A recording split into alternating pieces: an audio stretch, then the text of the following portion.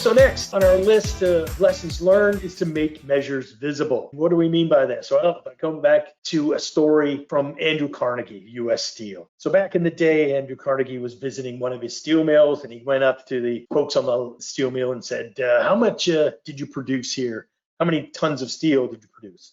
They said, no, 6 tons of steel. Andrew Carnegie reached in his pocket and pulled out a piece of chalk, and he wrote up on the wall. He said, 6 tons. And he left. An evening shift comes in, the second shift comes in, and they come and watch. They say, what is this 6 tons on the board? And he explained, Carnegie was here. And he asked us what we had produced. The next morning, when the early shift came in, and that 6 tons had been crossed out, and was 6.5 was written up there. And this went on. The morning shift then, at the end of the shift, it's 7.5 tons.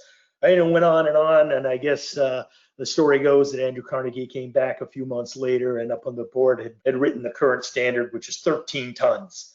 And it had gone from 6 tons to 13 tons. It's simply by making those measures visible. Too often we deal in the presence of a need to know fashion and around our metrics and measures, where we need to make those measures and performance visible. So if we look at what we did at Whirlpool, is we created what we call green boards.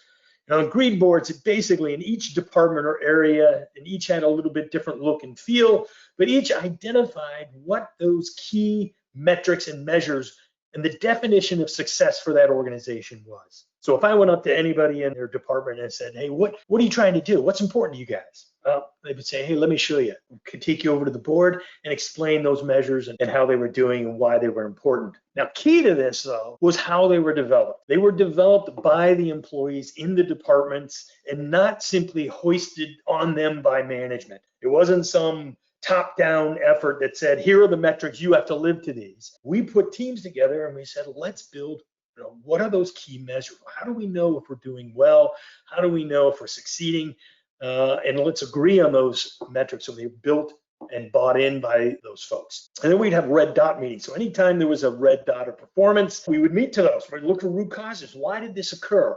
What happened? What can we do to improve the performance in this area? Right? So we put a process improvement team together. That team together, find the root causes, implement solutions. If we had an area that was would go 100% green, they may have a celebration. At one point, we had visited, myself and the chairman had visited one of the departments, and they were like 99% clean. They had one red dot, and the chairman said, listen, if you get everything 100% green, I'll come back and serve you cake. Well, sure enough, the next month they were 100% green, and he lived up his promise. We had a big celebration, had cake, and everybody, again, celebrating the performance of those metrics. At Whirlpool, all those metrics were also put on monitors in the hallways and locations and where our value creating objectives and key KPIs would roll across the organization level area. So each department had their own, and the corporate were on the TV screens as well. Also things we learned from AT&T Universal Card from seeing that benchmark visit.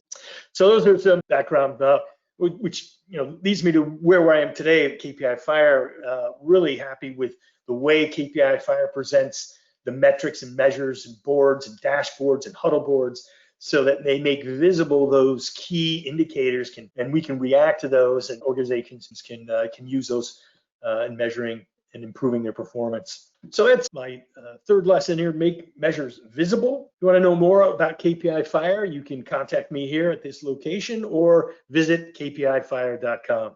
Thanks.